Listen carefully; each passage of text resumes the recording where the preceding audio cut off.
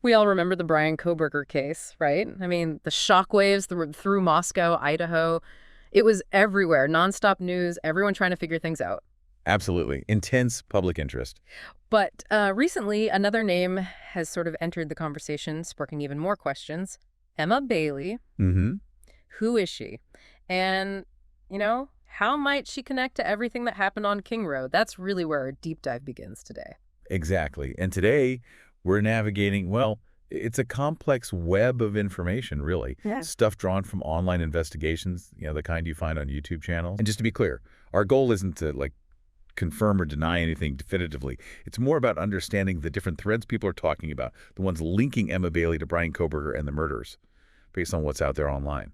Got it. So it's about laying out the different pieces of the puzzle people are trying to put together. Precisely.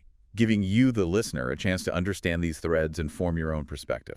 Okay, so let's start with the basics then. Who is Emma Bailey, and why did her name even surface in the first place?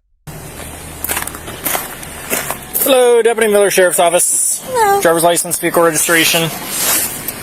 Reason we're chatting is running the red light. Yeah. Oh, was it red? Mine was green when you cleared the intersection. Oh, my bad. I thought it was yellow when I went, so I'm sorry. It was yellow when I went. I'm sorry if it turned red. What does yellow usually mean? Go slow. Yeah, because it's changing. You gotta come to a stop. My apologies. I'm sorry. Okay. You're correct. Do you have your vehicle registration? Yes, I do. Where are we coming from tonight? Oh, just the, over in Emporium. Okay. In Pullman. All right. How much have you had to drink tonight, Emma? None. You've had something. Some? Yeah, you've had some. Not enough to drive. Okay. Hop out for me, would you? Okay. Is your buddy in the back seat okay there? He's just head bobbing over there. Oh, no, he should be fine. Sorry.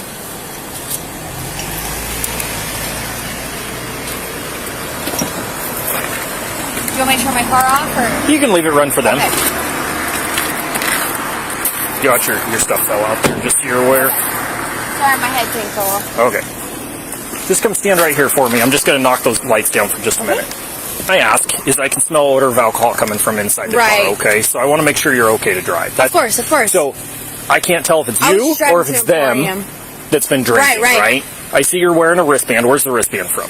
Emporium. Timber. Timber, okay. We're going from Emporium right now. Okay. Have you had any alcohol tonight? I have. Okay. How much have you had to drink tonight? 1 beer. How long ago? At 9 p.m. Okay. At Timber here. And then I was driving them to Emporium, and then we came back to Timber to get their car. Okay. Would you mind doing some voluntary field sobriety tests to make sure you're safe to drive? Yes. Do you have a jacket by chance? I have It's chilly out here, and it's going to take a few minutes. Yes. You can put your jacket on if you want to. Okay, thank you. 16 out testing. 16 out testing. We're gonna step up here on the sidewalk. Okay. That way we're out of the road. Okay. So like I said, these are all voluntary. Mm-hmm. Have you had any head trauma in the last 24 hours? No. Been in any car wrecks or anything? No. Okay. I'm going to have you put both feet together, hands at your side, and I want you to remain in this position while we do this first one, okay? Do you wear contact lenses or glasses? I do not. Okay. You see the tip of the pen right there? Yes. Can you follow it with your eyes and your eyes only for me?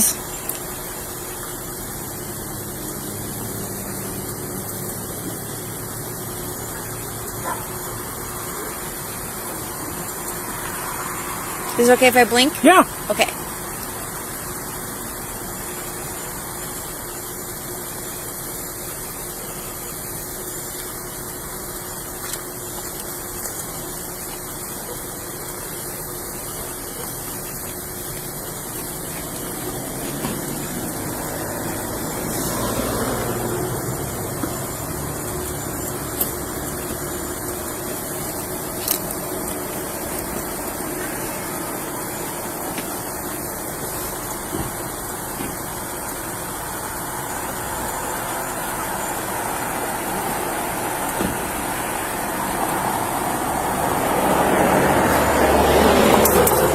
All right, for this last one, we're going to go up. Same thing. Keep your head still just with your eyes.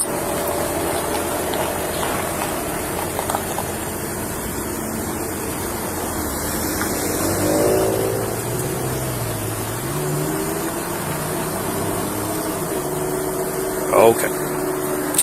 So for this next one, we're gonna, imagine a straight line out in front of you. Okay. Your left foot's on that line right now. I want you to put your right foot in front of it, touching heel to toe, just like I am right now. Okay. Can you do this for me? Keep your hands at your side, and I want you to remain in that position while I explain and demonstrate the next test, okay? Okay. Do you understand that? Yes. Okay. So you're going to take 9 heel-to-toe steps down that line. You're going to take a series of small steps to turn around, come back the way you are, and take 9 more So 9 heel-to-toe. steps, then turn around. Yep, and then 9 heel-to-toe steps back. It's going to look like this. 1, 2, 3, and so on. Go ahead and get back in that position for me. There you go. So you're going to take 9 steps. I took 3.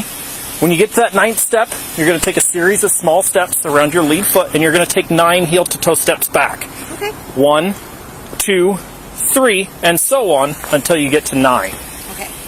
During this one, I want you to look down at your toes, count each step out loud, keep your arms at your side, and once you begin the test, don't stop until you're completed. Okay. Do you understand those instructions? So go 9 forward, then come 9 back? Yep. So 9 heel-to-toe steps down, turn as I instructed, and 9 heel-to-toe steps back. Okay. I can demonstrate again if you'd like me to.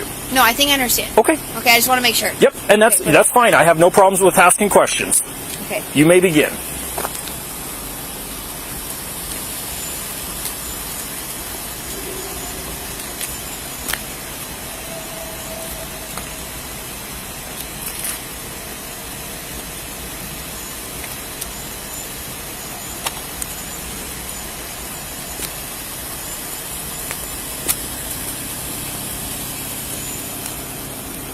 All right. Good? Yep. Go ahead and turn and face back towards me.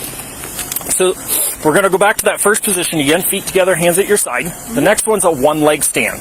Okay. Pick a leg of your choice. Raise it approximately 6 inches off the ground. You're going to keep your toe pointed so your foot's flat to the ground. Mm-hmm. And you're going to look at your toe and count out loud. 1001, 1002, 1003, and so on until I tell you to stop. Okay. During this one, I want you to look down at your toe, count as instructed, arms at your side, and keep your legs straight. Okay. Do you have any questions on that one? No, just until you stop. Yep. Okay. Give me just a second here. Which leg are you going to raise up? My right. Okay. You may begin. 1001, 1002, 1003, 1004, 1005, 1006, 1007, 1008, 1009, 1009. Ooh, sorry. My balance is off. 1008, 1010, 1011, 1012, 1013, 1014, 1014, 1015, 1015, 1016. You can stop. Okay. Go ahead and put your foot Sorry, down. I don't have good balance. I get it. I get it. It's a little cold out here too, My huh? apologies. Oh, get the pocket undone here.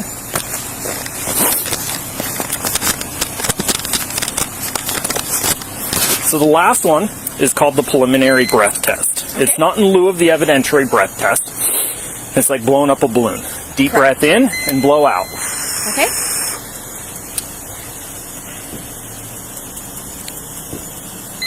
All right. Deep breath in and blow. Keep blowing, keep blowing, keep blowing. So you got to blow hard, okay? Not super hard, but... My apologies. So I've never done this before, so... Right, and that's what I'm trying to explain to you, so... Okay. You got to have a consistent like pressure that? out, okay? Okay. Deep breath in and blow. There you go. All right. How old are you? 22. 22. Okay. How long ago was your last drink? About an hour ago. Okay. I left from Emporium. I'm supposed to be DDing for my friends here. Okay.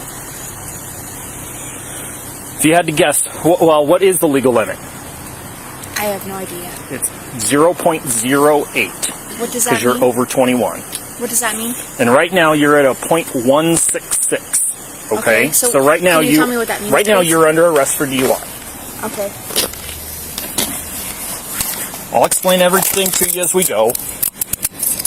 Is anybody in the car sober to drive? You can ask. Okay. The one in the back right seat was head bobbing, barely keeping his head up. Okay. Alright, so first things first here, I gotta read you your rights, okay? So right now you have the right to remain silent. Anything you say can be used against you in the court of law. You have the right to the presence of an attorney during questioning, and if you cannot afford an attorney, one will be appointed for you prior to questioning if you so desire. You can decide at any time to exercise these rights, not make any statements or answer any questions. Do you understand these rights? Yes. Okay. Just so you're aware, I am recording as well. Okay. I'm recording. Do you have anything in your pockets? Is there any pockets? No, I have Okay. nothing. All right. So, what does a DUI look like? Like, I don't understand. Like, I've never had a DUI, so I don't know. We'll explain all that when we get there. So we're going to go to Pullman Police Department, and that's where we go through the DUI process, okay? So we're going to go back here to my car.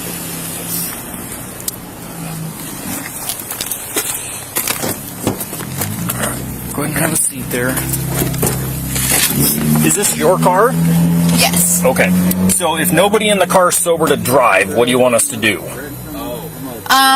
So everything in the car pretty much is Marilyn's, Okay. and then And Marilyn's in the car? yeah, she's in Okay. the front. Okay. So that's her stuff. Okay. So if no one in Because that car... I just drove them home. Okay, so it's her car. No, it's my car. It's your car, okay. Yes. So if nobody can drive, can I safely park your car in the parking lot here? Of course. If And they then can it find gets a ride. towed, or? No, I'm not going to tow it. I'm Okay. trying to find a safe place to park it off the roadway so it doesn't get towed. Okay. Does that make sense? Yes. Okay. Hang tight for me. Thank you.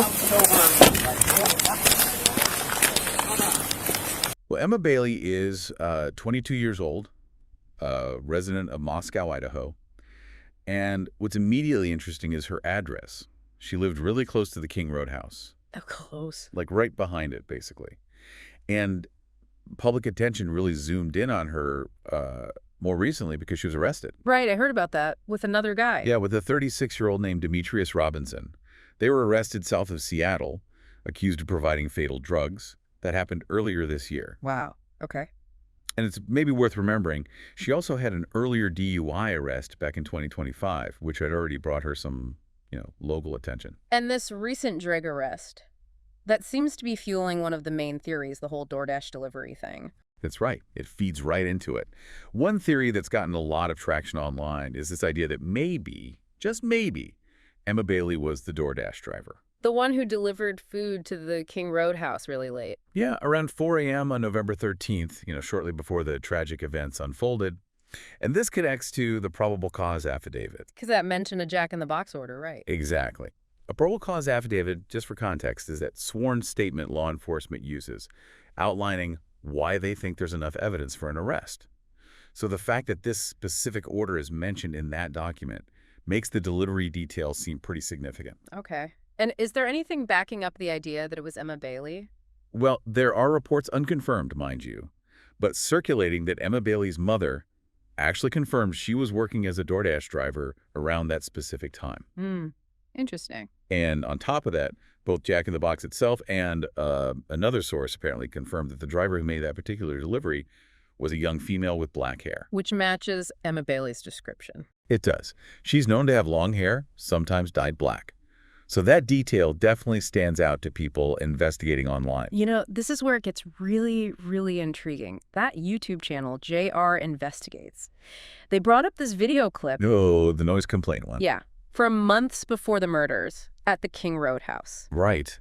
What's fascinating, or maybe chilling, about that clip is this moment where you hear someone yelling, "Bailey, Bailey!" And then someone comes out. Yeah, a young woman with dark hair comes out of the house.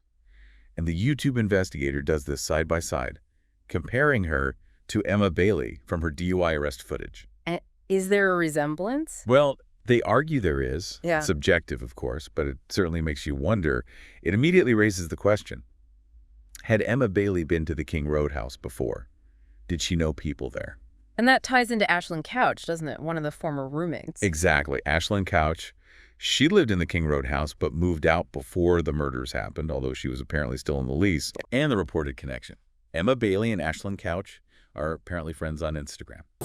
Like, say that. I don't quite understand what that means. Like, Okay. Could you understand? Do you want to talk to an attorney right now?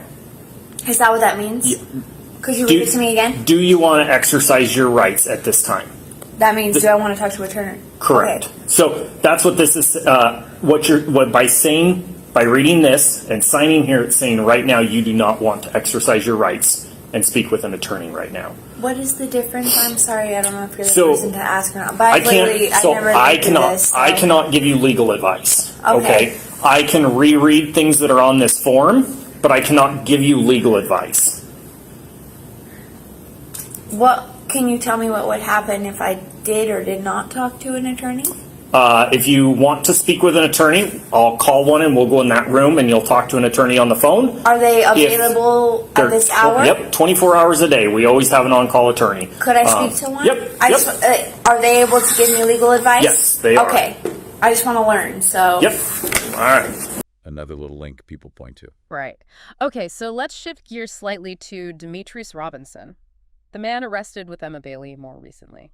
What do we know about their connection? Well, the information that's out there publicly suggests they might have been in a romantic relationship. Remember, he's 36, she's 22. Okay. And interestingly, public record searches reportedly show that Demetrius Robinson might have received mail, or maybe even had credit cards, linked to Emma Bailey's address. Her address, which is right behind the King Road house. Correct, which obviously raises eyebrows. There's also some online chatter, speculation really, that Emma Bailey might have done some modeling work for him at some point. Okay, so we've got proximity to the scene, a potential prior visit to the house based on that video, a link to a former resident via social media, and now this drug arrest with someone who seems closely tied to her address. Wow. A lot of circumstantial threads, yeah. But then the J is for Justice podcast introduced something else entirely. A pool party. Yes. They explored this theory about a possible meeting, an encounter between Bryan Kohberger and Emma Bailey way back on July 9th at a pool party. A pool party? Where was this? It was at the Grove. That's an apartment complex near the university. Lots of UOI students live there. Apparently, Bryan Kohberger was there because his neighbor, Christian Martinez, invited him. Okay. And did anything stand out about Kohberger's behavior at this party, according to the podcast? Well, several things were reported by people who were there. He apparently talked to another guy named Salem John. Huh? He also went up to the DJ, Zach Cartwright, and started asking really specific technical questions about his speakers and sound system. Cartwright apparently found it pretty odd. Weird. Yeah. And maybe more notably, he said to have approached two women at the party, asked for their numbers quite abruptly, and then just left soon after. And those women reported something later, didn't they? They did. They apparently received a series of hang-up calls afterwards. They didn't connect it to Kohberger at the time, obviously, but recalled it after his arrest. Okay. And the FBI looked into this pool party, right? They did. Investigators interviewed people who attended. They specifically asked if anyone took photos or videos. Trying to see if the victims were there. Presumably. Or maybe Kohberger interacting with someone specific. But no photos or videos showing the victims at that party has surfaced, as far as we know. But this leads to the podcast's big what if. Exactly. What if Emma Bailey was also at that pool party? Could she have been one of the people Kohberger's interacted with? Maybe even one of those women. And if she was there, that could be another potential connection point between her and Kohberger, however brief. Precisely. And given the later drug allegations against Bailey, a potential meeting at this party months earlier, well, it opens up possibilities for different kinds of connections or interactions people are speculating about. Right. Plus, you have the geographical element again. Bailey, living so close to the King Road house, means her phone might ping the same cell towers that Kohberger's phone allegedly did. That cell tower data is a big part of the prosecution's case, showing proximity. How does this pool party theory potentially interact with Kohberger's defense? They've mentioned an alibi. Right. The defense has stated they have information showing Bryan Kohberger was somewhere else when the murders occurred. So, if Emma Bailey was at that pool party and did interact with Kohberger, well, it could offer an alternative reason for any potential link or data point the prosecution might have connecting them, separate from the night of the murders. Did the podcast find anyone who could confirm Bailey was there? The host mentioned talking to 7 people who were at the party. When asked specifically about Emma Bailey, the answers were apparently pretty vague, ranged from, I think she was there, to she might have been. No definitive yes or no, just uncertainty. Okay, so... Well, he knows the process, so I hope he answered your questions for you. Let's see. 0232. Okay, So even though you've talked to him on the phone, I'm going to go back through and reread your rights before we can continue with the process. The only thing I'm going to ask you, there's one question, and it's, will you take the breath test? And I'll get to that later, okay? So don't answer it now. But right now you have the right to remain silent. You have the right at this time to an attorney. Anything you say can and will be used against you in the court of law. If you are under the age of 18, anything you say can be used against you in a juvenile court prosecution for a juvenile offense and can also be used against you in an adult court criminal prosecution if the juvenile court decides that you are to be tried as an adult. You have the right to talk to an attorney before answering any questions. You have the right to have an attorney present during the questioning. If you cannot afford an attorney, one will be appointed for you without cost if you so desire. You can exercise these rights at any time. Do you understand these rights? Yes. As far as I know. Okay. I'm just going to put a new timestamp on here. Whoops.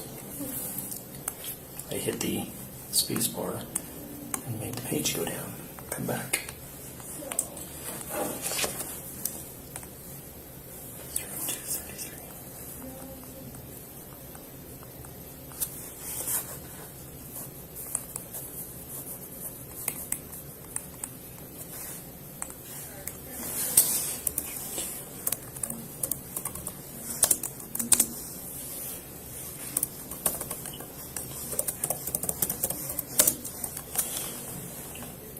Okay, we're going to do that mouth check again because you've been in here by yourself. I don't think you probably put anything in your mouth. Of course not. Before we do that, we're going to. Do you want to switch? Okay. So we're going to go in here real quick while they get through their part. Come on out. Okay. Yes, please. We're going to come over here, let him wander in there. We're just going to switch you guys out real quick. You want to sit on the All right, I'm going to put you back in those handcuffs again. We'll do the mouth check. We'll continue on, okay?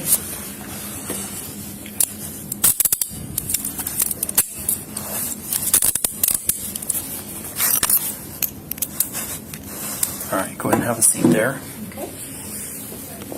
So, still just a theory. The J is for Justice podcast also talked about something broader, didn't they? Like narcotics trafficking in Moscow. They did, yeah. They raised this possibility of like a wider narcotics trade, maybe operating around Greek Row in Moscow. Yeah. And they questioned whether that could somehow be connected to the murders. How so? Well, they referenced information from the DEA, the Drug Enforcement Administration, about the flow of fentanyl precursors from China, how cartels in Mexico process them, Yeah. and how these drugs end up in distribution networks that reach college towns like Moscow. And did local law enforcement have anything to say about that? They mentioned Sheriff Brett Myers, who leads the Quad City Drug Task Force. He apparently confirmed that, yes, they do work cases involving college students dealing drugs like MDMA and cocaine in the area. But did he connect it to the murders? He apparently stated he couldn't definitively say if drugs played a role in these murders, but he acknowledged it couldn't be ruled out as a possibility. It's still on the table, I guess. And did they ask if the victims might have known Bailey and Robinson? According to the podcast, when that question was posed, the answer was described as an unqualified maybe, which is vague. But they did note, again, the Ashland Couch Instagram connection to Bailey as a potential link. An unqualified maybe. Okay. Let's turn our attention to the Reddit speculation now. What kind of theories were being tossed around there? Oh, boy. Well, Reddit, as you can imagine. Lots of theories flying around on the Bryan Kohberger Moscow thread. One prominent one suggested Emma Bailey was maybe selling drugs to Xana Kernodle and Ethan Chapin. Okay. And that maybe some kind of conflict involving Demetrius Robinson was the spark, the catalyst for the murders. Wow. Okay. That's a specific theory. It gets more specific. This theory even proposed that Emma Bailey being the DoorDash driver wasn't random, but part of a plan. A plan? How? The idea was that maybe Demetrius and others used the delivery as a way to get access to the house. Maybe targeting Xana specifically, possibly over a drug-related issue. And people connected this to something Steve Gonkev said. Some users did, yeah. They interpreted a comment attributed to Steve Goncalves Kaylee's father about the attackers not needing to have gone upstairs as potentially supporting the idea that there was a specific target downstairs, like Xana. Did the Reddit users bring up any other names or potential connections in this drug theory? Yes, someone mentioned a name, Brent Kopaka. connecting him somehow to Seattle, and pointed out that Demetrius Robinson is from Tacoma, so suggesting maybe a wider drug network stretching beyond just Moscow. Okay. They also brought up a really tragic detail, claiming that a young man who reportedly died from drugs, allegedly sold by Bailey and Robinson, was not only a former president of Ethan Chapin's fraternity, but also a student journalist who had been investigating drug activity at the university. Oh, wow. That's Not a got twin out. quite a claim. Absolutely. Needs verification, of course, like much of this. Yeah. Another theory mentioned an Adam, possibly referred to in some communication, suggesting this Adam might be Demetrius Robinson's brother, who supposedly owns a white Elantra. A white Elantra, the same make and model linked to Kohberger. Exactly. So trying to tie it all together in a different way. But there were questions raised on Reddit too, right? About whether these theories even made sense. Oh, definitely. Skepticism is alive and well on Reddit, too. Some users pointed out, why would Emma Bailey need to pose as a DoorDash driver if Xana already knew her? Wouldn't Xana just open the door? Good point. They also noted potential clashes with the reported timeline of when Xana was supposedly active on TikTok that night. Doesn't quite line up, some argued. So alternative ideas about the DoorDash delivery. Yeah, others speculated maybe the delivery wasn't about gaining entry, but maybe a way for killers already inside to leave without drawing attention. Or maybe for the main perpetrator to arrive unnoticed during the drop-off. Complex scenarios. Very. There was also debate about how realistic it is to specifically select your DoorDash driver if you're trying to arrange a drug deal that way. Yeah, can you even do that? Seems unlikely, right? Mm-hmm. But then there was talk of maybe a coded system, ordering from Jack in the Box via DoorDash as some kind of signal for a drug transaction. Getting pretty elaborate. It is. And the driver question kept coming up. Could it have been Emma Bailey? Or maybe Ashlyn Couch, the former roommate? And then there was an even darker theory floated, that maybe Emma Bailey had somehow drugged the victims before the murders even happened. Just pure speculation at this point. Pure speculation, absolutely, generated by the online community trying to make sense of limited information. It's really important here to circle back and remember that Bryan Kohberger is the one arrested. Yeah. And investigators seized a lot of items connected to him. How does that stuff fit in or maybe challenge these theories about Emma Bailey? That's a crucial point. The seized items add, well, more pieces to an already confusing puzzle. Remember, they executed search warrants at his family's home in Pennsylvania, his apartment at WSU, and on him personally when he was arrested. And what kind of things did they find? From his parents' house, things like a knife, a book with some underlining, black face mask, black gloves, dark clothing, typical stuff you might associate with the crime, perhaps. Okay. And his car? Yeah. The Elantra. In the white Elantra, they found more gloves, hiking boots, a shovel, some maps, receipts. And on him. When arrested, he had a flashlight and, interestingly, medical-style gloves on him. So how does this connect back to the Emma Bailey theories, especially on Reddit? Well, one Reddit user raised a really key question. If Kohberger's only connection was maybe buying drugs from Emma Bailey, as some speculated, how did his DNA allegedly end up on that knife sheath found at the crime scene, near Maddie Mogan? Right. A drug deal wouldn't explain that directly. Exactly. It suggests some more direct involvement, according to that user's logic. Which then leads back to other questions. Was there another type of interaction? Or was the drug theory just wrong? Some even speculated maybe Kohberger was simply a customer buying drugs from Bailey. So the seized items don't directly involve Bailey, but they complicate narratives that try to minimize Kohberger's alleged role. Precisely. They ground the investigation back to him, while these other theories swirl around the periphery. Okay. And just to cover all bases, there was also that body cam footage from Emma Bailey's DUI arrest.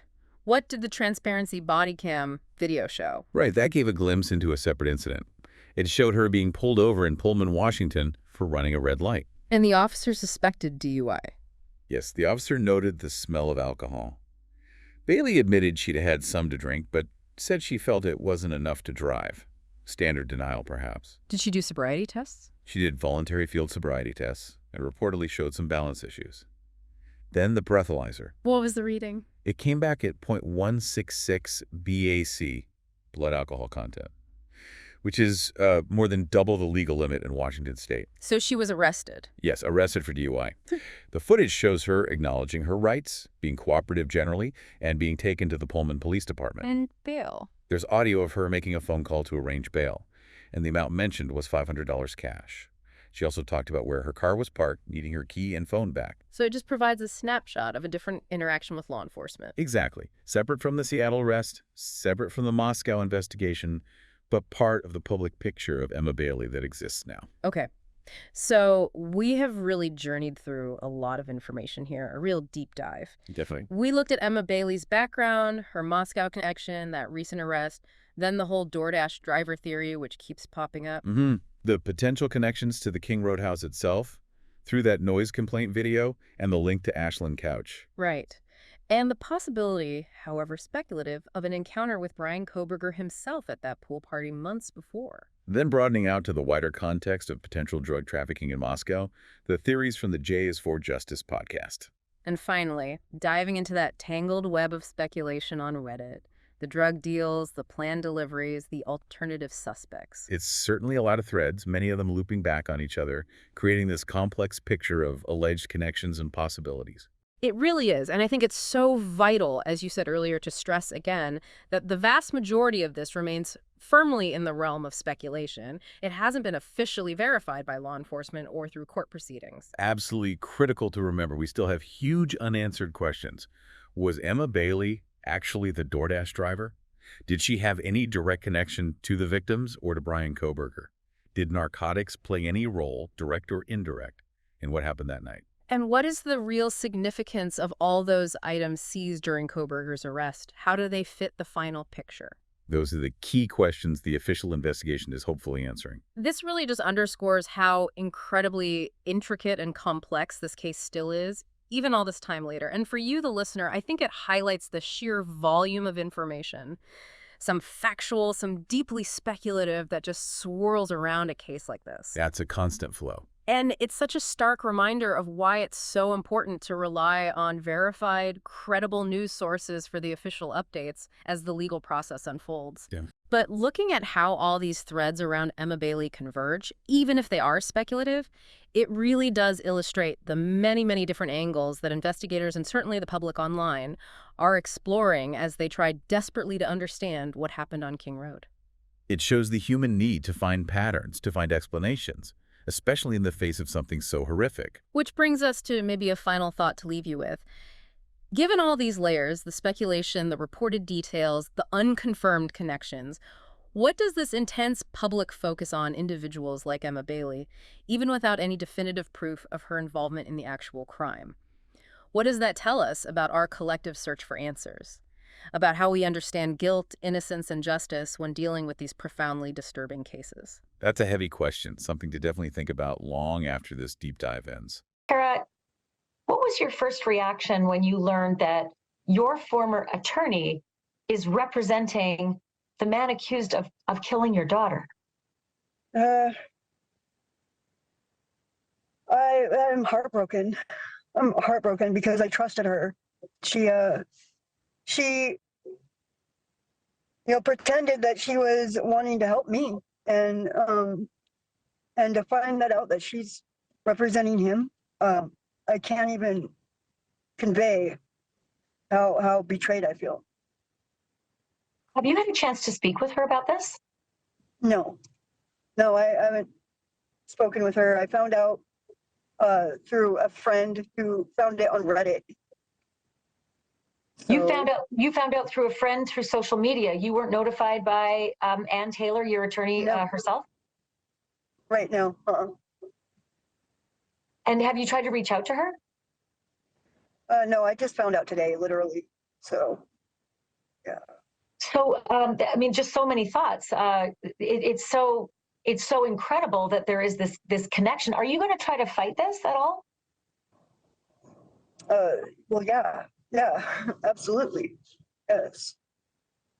Because as I understand it, this would require a waiver, something that you sign and that he would sign in order for her to go ahead and be able to do this legitimately. I can imagine the way your reaction is that you are not interested in signing a waiver to allow her to continue on. Right, exactly. And I'd already given her power of attorney. I'd already signed over power of attorney so that she could help me with getting into rehab and whatnot. And so, I mean, I don't understand how she could do this. I don't understand what happens now. Does she still have power of attorney, or what goes on now? I don't even know where you want to start, but let's just start with this new reporting about another job that he lost, another firing. But this one was significant because he had professional training on how to fillet with an industry standard knife. Yeah, this was really interesting. Our friend Jennifer Koffendorfer helped to dig this up. Basically, this goes back to 2011 from when Kohberger was in high school. He worked at that fish shop for about 4 months, and his job, and he was trained to cut and fillet raw fish. So he was handy with the knife, but he didn't do so well with the customers, as you mentioned. The owner of the shop said didn't really get along with customers, wasn't really polite to customers. The owner realized very, very quickly that he really wasn't a front of the house type employee, and essentially he really just didn't work out at all. And after about 4 months, he no longer worked there anymore.